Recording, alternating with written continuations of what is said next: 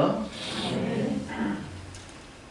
1977년 미국 아마추어 골프 챔피언십 최종전은 한 해 동안 미국에서 있었던 모든 골프 경기 가운데 가장 흥미로웠고 또 극적인 경기 중에 한 경기였다라고 합니다. 당시 연장 승부를 하게 되었는데 연장 승부를 하게 된 두 선수는 스티브 스콧이라는 친구와 여러분 잘 아시는 타이거 우즈라는 선수였습니다. 18번 홀 연장 마지막 홀에서 동점인 상황에 이 두 선수가 한 타씩 먼저 쳐서 승부를 가리는 아주 극적인 경기였다고 합니다. 먼저 퍼팅을 하게 된 선수는 스티브 스콧이었는데 스콧이 공을 치려고 그럴 때 그 라인상에 타이거 우즈의 공이 놓여 있었다고 해요. 그래서 그 공을 치우고 표시를 하고 공을 치우고 스티브 스콧이 먼저 퍼팅을 했는데 아쉽게도 홀컵을 벗어나고 말았습니다. 두 번째 타이거 우즈에게 기회가 왔습니다. 우즈가 넣기만 넣으면 이 경기에서 우승을 하게 되는 겁니다. 그는 그린을 이쪽 저쪽 살피고 여러 방향을 다 검토한 후에 마지막 퍼팅을 하기 위해서 공 앞에 섰고 퍼팅을 할 찰나였습니다. 그때 스티브 스콧이 타이거 우즈에게 조금 전에 내가 공을 치는 걸 위해서 당신이 공의 위치를 옮겨두었는데 그걸 깜빡하고 원래 위치가 아닌 옮긴 위치에서 퍼팅을 하려고 했다라고 알려줍니다. 그러자 타이거 우즈가 깜빡했던 사실을 알고 그 공을 원래의 위치에 옮기게 되고 거기서 퍼팅을 하여 승리하게 됩니다. 만약 타이거 우즈가 그때 자기 위치를 착각하고 그대로 퍼팅을 했다면 어떤 일이 주어질까요? 골프에서는 벌타가 주어집니다. 두 점에 벌타가 주어지기 때문에 당연히 우승은 스티브 스콧이 하게 되었을 겁니다. 그런데 공의 위치를 착각하고 퍼팅을 하려는 그 우즈 앞에 스콧은 침묵하지 아니하고 정정당당하게 위치를 알려줍니다. 스콧이 우즈에게 위치를 알려줄 필요한 의무는 없습니다. 스포츠 경기에서는 본인이 다 선택하고 결정한 일이기 때문에 스콧이 말을 해주지 않았다고 해서 비겁하다는 말을 들을 이유도 없었고 아무런 문제가 되지 않았습니다. 그렇지만 스티브 스콧은 정정당당하게 타이거 우즈에게 공의 위치를 잘못 뒀다는 것을 알려주게 되는 바람에 우승컵을 놓치게 됩니다. 그러나 그 당시 그 경기를 지켜봤던 많은 사람들, 방송을 통해 봤던 수백만 명의 골프들이 그 스티브 스콧의 정정당당한 모습에 매료를 당하게 됩니다. 그리고 그에게 큰 박수와 칭찬을 보냅니다.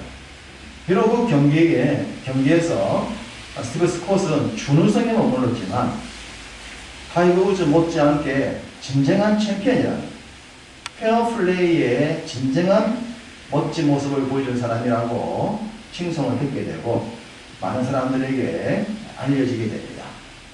세월은 지났지만 여전히 그때 그 정정당당하게 준우승했던 스티브 스콧의 결정, 그 조언은 아름답게 회자되고 있습니다. 멋진 모습이지 않습니까? 오늘 성경을 보시면 8절에 우리는 낮에 속하였다 라고 말합니다. 낮에 속한 자, 믿음의 사람들은 낮에 속한 자입니다. 낮에 속한 자는 정정당당해야 됩니다. 정정당당하게 준우승을 차지할 수 있는 사람이 낮에 속한 사람입니다. 그런데 우리가 살아가는 세상은 어떻습니까? 이 세상은 2인자를 원하지 않습니다. 순수성은 원하지 않습니다. 성장은 기억합니다. 성장하되라고 합니다. 성공하라고 그럽니다. 수단과 방법을 가리지 말고 우승을 하라고 그럽니다. 그것을 쟁취하라고 가르칩니다. 어릴 때부터 다른 친구들을 이겨야 된다고 가르칩니다. 내 주위에 있는 모든 사람들이 경쟁자이기 때문에 그 모든 사람들을 무조건 이겨야 된다라고 우리가 살아가는 이 환경, 학교, 세상하고는 그렇게 가르치고 있습니다. 며칠 사이에 대북의 폭행 사건이 우리를 정말 힘들게 하고 있지 않습니까? 왜 그런 일이 나올까요? 무조건 이겨야 된다고, 무조건 1등해야 된다고, 무조건 네가 잘해야 된다고 가르쳤기 때문입니다. 그 부모도 자식들한테 정정당당하게 남을 배려하는 것이 아니라 남을 지금 누르더라도 네가 잘 되면 된다고 가르쳤기 때문에 그 부모의 교육에 의해서 그 지도자의 감독하에서 그 아이들이 그렇게 되어버린 겁니다. 낮에 속한 자는 그런 삶이 아닙니다. 낮에 속한 자는 정정당당하게 2등을 할 때도 박수를 칠 수 있고 박수를 받을 수 있고 거기에 감사할 줄 알아야 되는데 세상은 그렇지 않은 겁니다. 세상은 낮이 아니라 밤이기 때문에 우리는 밤과 같은 이 세상 속에 낮의 사람으로 살아가야 되는 사람들입니다. 그러니 쉽지가 않은 거예요.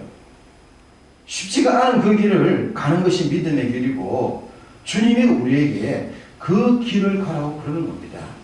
오늘 찬양처럼 내 생각과 내 성공 기준을 내려놓고 주님이 나에게 원하시는 것이 무엇인지를 따라갈 때 시간이 지나고 세월이 지나면 진정한 승리와 진정한 행복을 주게 되는 겁니다.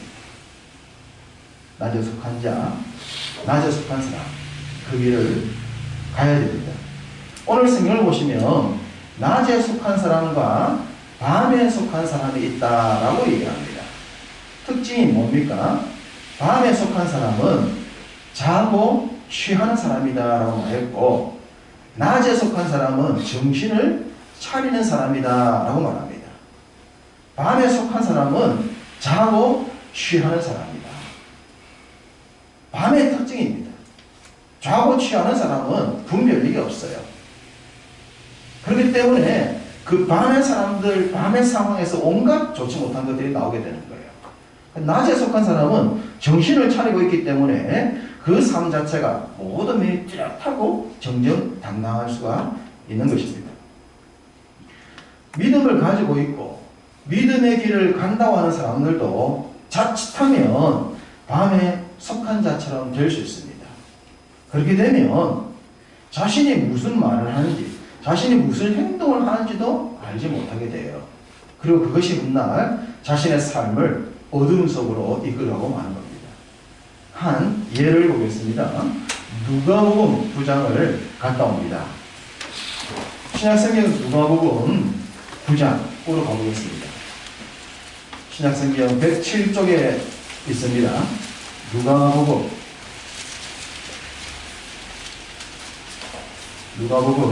9장입니다. 누가복음 9장 28절 이하는 여러분도 잘 아시는 내용입니다. 우리 예수님께서 산에 올라가셔서 변화되셨던 변화산에 대한 말씀이죠. 놀랍게 변화되셨던 그 장면입니다. 주님이 이 변화산에서 변화가 되시고 난 뒤에 모세와 엘리야와 대화를 나누시는데 그 대화의 내용이 31절에 보면 예루살렘에서 별세하실 것, 십자가에서 죽으실 것, 그 말씀을 지금 하고 계시는 것. 굉장히 중요한 내용이죠. 예수님이 이 땅에 오신 목적, 인류의 죄, 아담으로부터 인간이 풀지 못했던 그 원죄의 문제를 해결하시기 위한 대속의 죽음에 대한 얘기를 하고 계신 거예요. 그 얘기 장면을 예수님의 제자들이 보게 됩니다. 그 중에 베드로가 이 장면을 보고 난 뒤에 했던 말이 있는데 33절이죠. 33절에 보면 베드로가 뭐라고 말합니까? 우리가 잘 알고 있는 내용이잖아요. 우리가 여기 있는 것이 좋사오니 우리가 초막 3개를 지켰습니다. 누구를 위해서? 모세를 위해서, 엘리야를 위해서, 춘향을 위해서. 초막을 지겠다는 얘기를 하고 있는데 그 말을 보면 전체로 괜찮아 보입니다. 그렇지 않습니까? 뭐 베드로의 말이 무슨 문제 있는 말은 아니잖아요. 문제는 아니지만 33절 제일 마지막에 보시면 무엇이라고 해두었습니까? 자기가 하는 말을 자기도 알지 못하고 있는 거예요. 베드로가 지금 초막을 짓겠다는 얘기를 하고 있는데 그 말이 무슨 말인지 본인이 모르는 거예요. 본인이 대단한 말을 하고 있는 것처럼 보이고 남들이 보면 굉장히 헌신적이고 뭐 희생적인 사람처럼 보이고 건설적인 사람처럼 보이고 믿음이 좋은 사람처럼 보일 줄 몰라도 예수님의 수제자였던 베드로가 하고 있는 말이 본인도 무슨 말인지 몰랐다. 왜요? 왜 본인이 하고 있는 자신의 말이 무엇인지 몰랐을까요? 그 이유가 나옵니다. 이유가 32절에 보면 무엇 때문이라고 말합니까? 깊이 졸았기 때문에. 깊이 졸았기 때문에 졸다가 일어나서 대화하는 모습을 보고는 입에서 나온 말이 자신이 무슨 말인지 모르는 말을 한 거예요. 깊이 졸았다. 밤에 속한 자가 되었기 때문입니다. 그 시간은 졸 시간이 아닙니다. 그 시간은 취하는 시간이 아닙니다. 그 시간은 깨어 있어야 되는 낮의 시간입니다. 낮의 시간인데 그 낮에도 잠들었던 제자들은 그 주님이 지금 인류 역사에서 그 중요한 얘기, 주님의 사역의 핵심 아닙니까?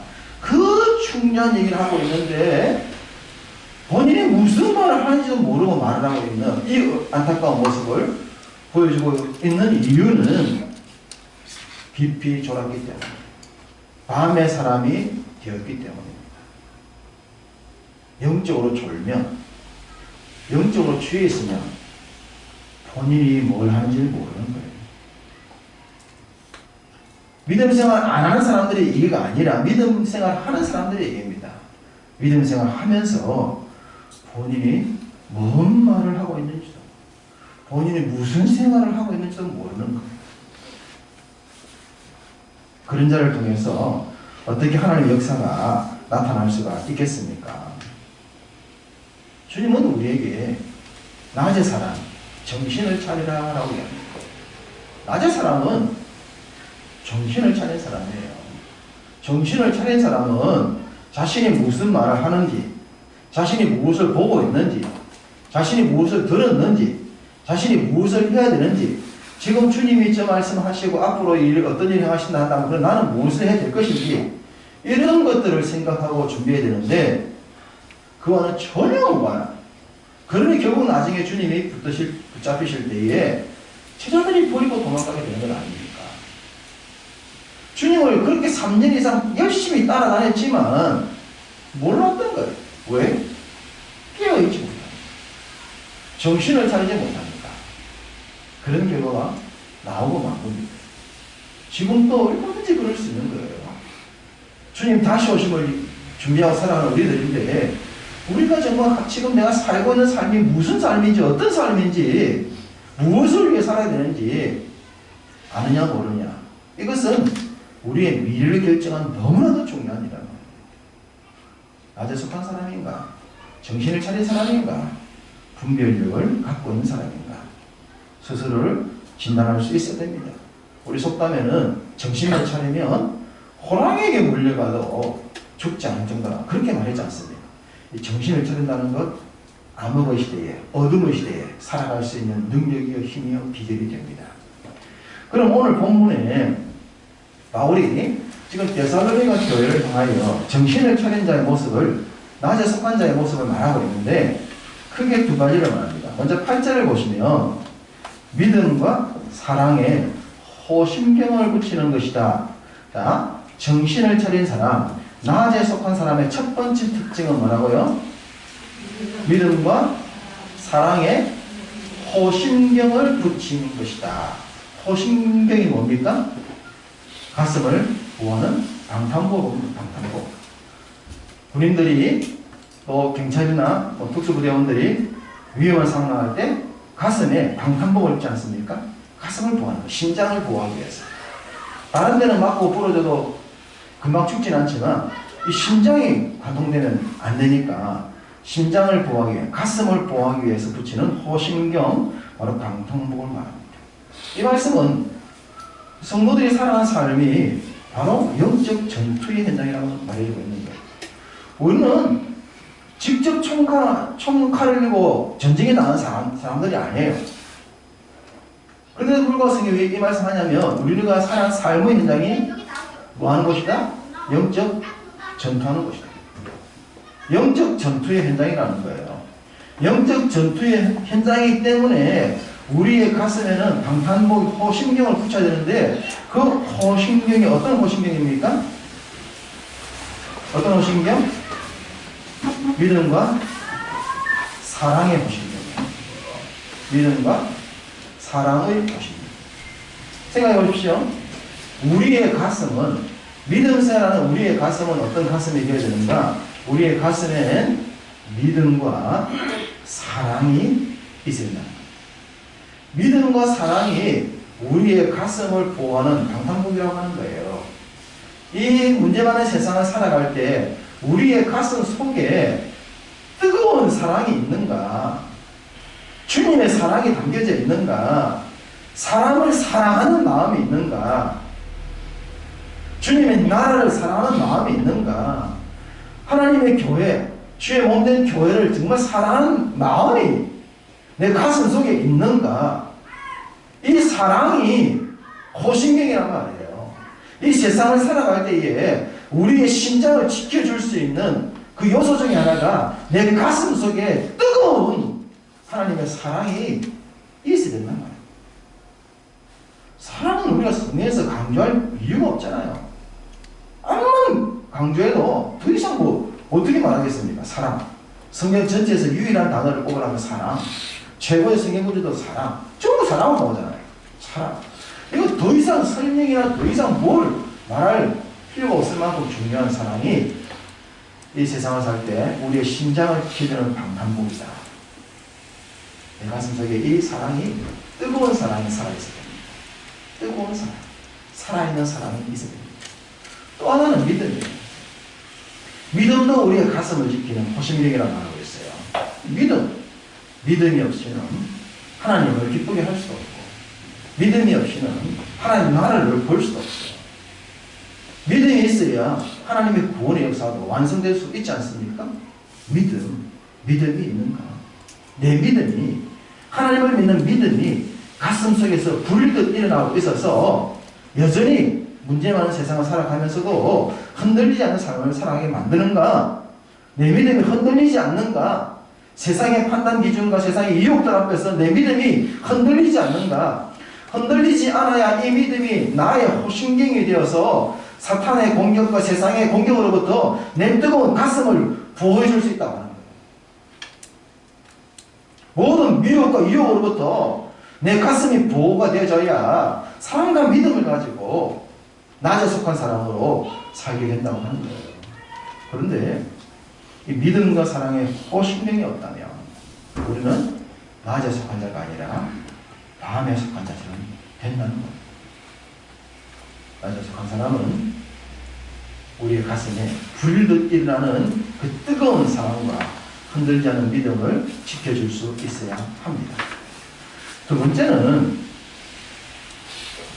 낮에 속한 사람, 정신을 차린 자의 특징 두 번째는 구원의 소망의 투구를 쓰는 것이다 라고 말하고 있습니다.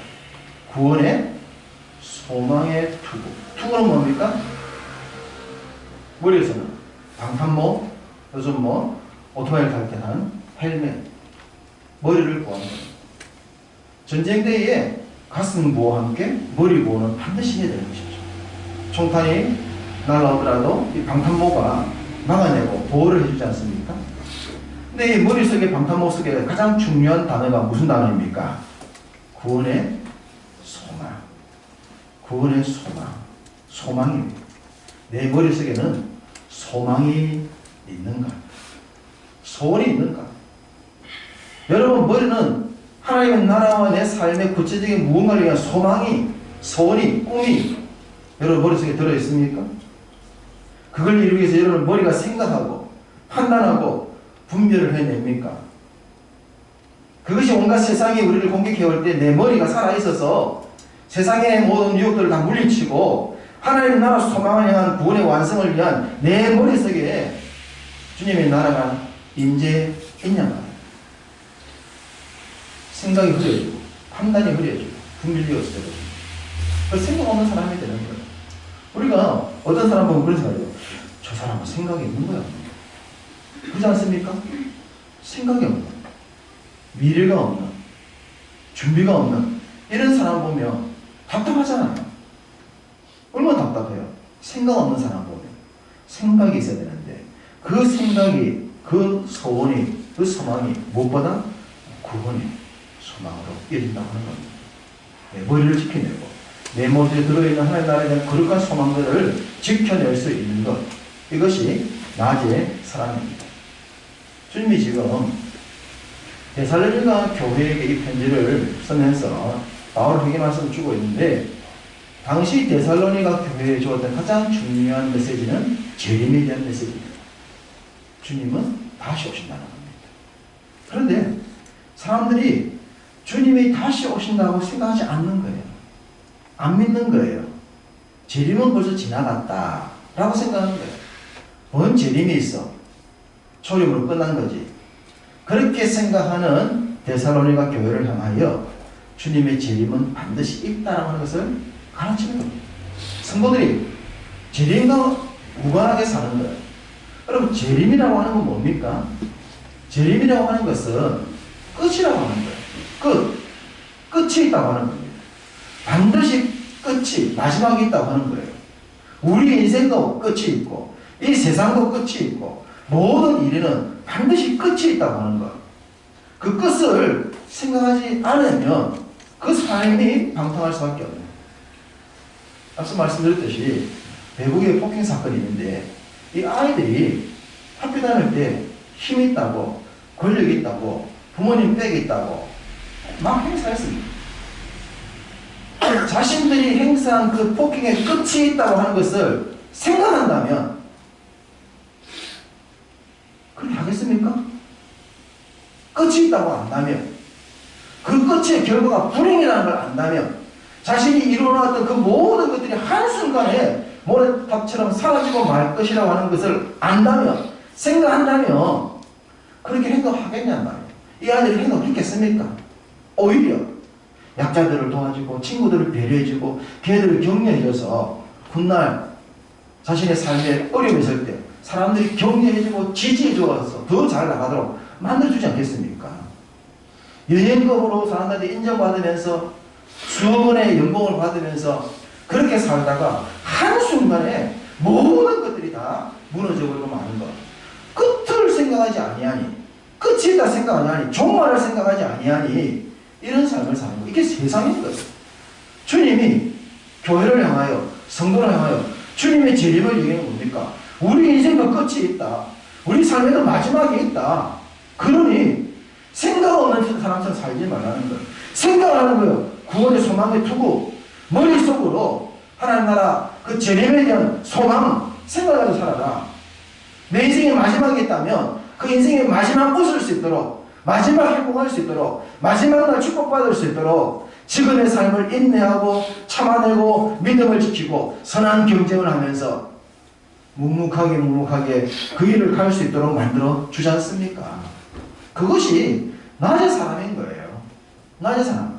그 정신을 차린 사람이란 말이에요. 정신이 있는 사람이란 말이에요. 정신이 있는 거 없는 거야? 생각이 있는 거야 없는 거야? 답답한 거죠. 여러분, 가족 중에 누가 생각 없이 살고 정신없이 살면 얼마나 답답합니까? 등짝을 때리잖아. 정신적으로 차려놨죠. 너 생각이 있니 없니? 영적으로 통일한 거죠. 내 머릿속에 하나님 나라에 대한 생각, 무엇보다 제일 마지막에 대한 생각, 그것이 우리의 소망이 되어져서 그날을 생각하면서 내 머리로 냉정하게 판단하는 거예요. 가슴은 사랑과 믿음으로 뜨겁지만 내 머릿속에는 하나님 나라에 대한 재림에 대한 소망으로 냉철하게 분별하고 냉철하게 바라보고 바르게 판단하고 바르게 결정하고 옳은 길을 가지고 만들어가는 것. 이것이 낮에 속한 사람이요 정신을 차린 사람입니다. 우리 지금 데살로니가 교회에 얘기를 하고 있는데 이 데살로니가 교회에 얘기하고 있는 얘기가 바로 믿음, 소망, 사랑이 아닙니까? 우리가 고린도서에서 말하고 있는 믿음, 소망, 사랑, 그 중에 제일 사랑에 그 얘기하고 있지만 바울이 데살로니가 교회에 하고 있는 말이 믿음, 소망, 사랑이요. 믿음, 소망, 사랑은 낮에 속한 사람의 특징인 거예요. 정신을 차린 자의 특징이 믿음, 소망, 사랑을 가지고 있는 자예요. 가슴은 믿음과 사랑으로 뜨거우면서 머릿속에는 소망을 분명히 가지고 살아가는 정확한 분별력과 판단력과 세상의 이치를 파악하면서 옳고 그름을 분별하면서 바르게 갈 수 있도록 만들어가는 것. 그것이 낮에 속한 자로서 우리가 가야 될 길입니다. 바울이 지금 본문에서 말하는 내용을 좀 앞으로 가서 5장 2절을 보시면 데살로니가전서 5장 2절을 보시면 이렇게 말합니다. 주의 날이 밤에 도둑같이 이룰 줄을 너희 자신이 자세히 알기 때문이다. 주님이 지금 재림 얘기를 한다고 했죠. 데살로니가 교회한테 재림 얘기를 하고 있는 거예요. 재림 얘기를 하면서 주님의 재림이 언제 이루어진다? 밤에. 왜 주님이 꼭 재림을 밤에 얘기를 하실까요? 밤에. 도둑같이 온다 이걸까요? 도둑은 모르고 오는 거잖아요. 왜 살금 와가지고 나왔대? 이런 식으로 말씀하시려 그럴까요? 이 말은 밤은 뭐다? 밤은 자고 취하는 특징입니다. 영적으로 자고 취해 있는 사람, 변화산에서 하나님께서 그 중요한 말씀하셔도 자고 있었던 사람, 다 그런 밤과 같은 특징을 가지고 있으면 주님의 재림을 준비할 수도 없고 알 수도 없는 바로 심판으로 가게 됩니다. 그러나 낮에 속한 자처럼 깨어있다면, 정신을 차리고 있다면 그 시간이 어느 시간이 되더라도 주님의 오심을 예비할 수가 있는 거예요. 그래서 주님이 재림의 때는 꼭 밤 얘기를 하시면서 그 밤은 자고 취하는 것이란 말이에요. 우리에게 깨어있는 자의 삶을 기대하시는 겁니다. 그렇다고 밤에도 자지 말라는 얘기하는 거 아닙니다. 영적인 가르침입니다. 영적으로 우리는 깨어있어야 되고 밤의 사람이 되어져야 됩니다. 그래야 궁극적으로 오실 주님의 재림까지도 알 수 있고 내 인생의 마지막 끝이 있다는 걸 알기 때문에 내 삶을 규모 있게 살아갈 수가 있고 세상을 살면서도 세상의 것에 미혹당하지 않으며 살아갈 수가 있는 겁니다. 낮에 속한 사람은 어떤 사람인가? 에너지를 공급해주는 사람이라고 하고 싶습니다. 에너지를 공급해주는 사람. 정신을 차리고 깨어있는 사람이기 때문입니다. 여러분 누군가를 만나서 대화를 하는데 이 사람이 지금 비몽사몽간 정신이 있는지 생각이 있는지 뭔 말을 하는지 했던 말을 또 하는 것 같고 앞뒤 말도 안 맞는 말을 갖고 이런 말하고 그 사람하고 대화를 주고받고 있으면 앉아있는 우리가 어떻습니까? 힘이 빠지잖아. 시간 나갔잖아. 내가 지금 이 사람하고 지금 뭐하고 있는 거야? 이 사람하고 지금 대화한다고 앉아있는 내 자신이 참 처량하네. 그런 생각 들지 않겠습니까? 사람 만나서 대화를 해보면 그 사람을 통해서 에너지가 나와요. 에너지가. 생각. 그래. 또 한번 힘있게 살아볼 수 있겠구나. 그래. 가능성이 있겠구나. 희망이 생긴다. 용기가 생긴다. 에너지를 줄 수 있고 힘을 줘야 되는데 오히려 꺼버리는 사람이 있어요. 밤의 사람은 끄는 거예요. 그래서 밤은 모든 걸 다 끄고 자고 취하는 거예요. 낮은 다 켜서 에너지를 주어서 살아나게 만드는 사람. 상당히 특징이잖아요. 그리고 우리가 믿음, 소망, 사랑으로 내 가슴이 뜨겁고 내 머릿속에 정확한 판단력과 소망을 가지고 살아가는 그런 삶을 살면 사람들이 나를 만날 때마다 내 가슴 속에 있는 그 뜨거움을 경험하지 않겠어요? 이 사람은 정말 열정이 있네. 열정이 있어. 야, 이 사람의 머리는 정확한 분별력, 판단력이 있구나. 가이드라인이 정확하네. 뭔가 물어보면 정확하게 제시를 하네. 에너지가 솟어. 그 사람을 또 만나고 싶어. 그래서 멘토를 삼고 싶고 스승을 삼고 싶고 함께하고 싶은 사람으로 만들어가는 거 아닙니까? 뭔 말을 하는지 본인도 모르고 듣는 사람도 모르고 만나면 힘 빠지고 에너지가 빠져가지고 다시는 안 만나. 그 사람 다시는 안 만나. 근데 그 사람 만나면 심리 늙어버린 것 같아. 이런 삶을 사는 것은 낮의 사람이 아닙니다. 낮의 사람은 에너지를 주는 사람이에요. 가슴 속에는 믿음과 사랑이 뜨거워요. 하나님을 향한 사랑이 뜨겁고, 하나님 나라를 향한 사랑이 뜨겁고, 하나님의 교회를 향한 사랑이 뜨겁고, 그리고 하나님을 향한 믿음이 터지면서 흔들리지 않는 믿음을 가지고 사람들에게 믿음을, 용기를 주고 함께 믿음으로 살아보자, 함께 믿음으로 가보자 얘기를 하면서 우리 머릿속에 정확한 판단력, 분별력과 세상 모든 이치를 바르게 볼 수 있는 걸 가지고 마지막 끝이 있다면, 우리 인생의 마지막도 있고 우리 삶의 모든 것 끝이 있지만 주님의 재림, 주님 나라 기다리고 있으니 우리가 그 길 함께 가보자 라고 한다면, 나를 만난 사람들이 나를 통해서 에너지를 얻고 세임을 얻고 믿음에서는 도전을 받고 그리고 한 번 더 전진해 살아갈 수 있는 결단력을 갖게 되지 않겠습니까? 우리는 작은 교회이지만 우리 한 사람 한 사람이 낮에 속한 사람, 정신을 차린 사람, 믿음, 소망, 사랑으로 잘 무장된 사람이라면 여러분이 어디 갔을 때 간에 여러분을 만난 사람들을 변화시키게 될 줄로 믿습니다. 네. 여러분 모든 사람들에게 에너지와 힘을 주는 사람이 될 줄로 믿습니다. 네. 그래서 여러분을 통해서 여러분의 삶의 현장에 하나님의 나라가 세워져 갈 줄로 믿습니다. 네. 하나님께서 그 일을 위해 우리를 부르셨으니 낮에 속한 사람처럼 정신을 차리고 여러분을 만나는 모든 사람들에게 영적인 에너지를 공급하면서 하나님 나라를 신실하게 세워나가시는 여러분 다 되시기를 주님의 이름으로 축복합니다.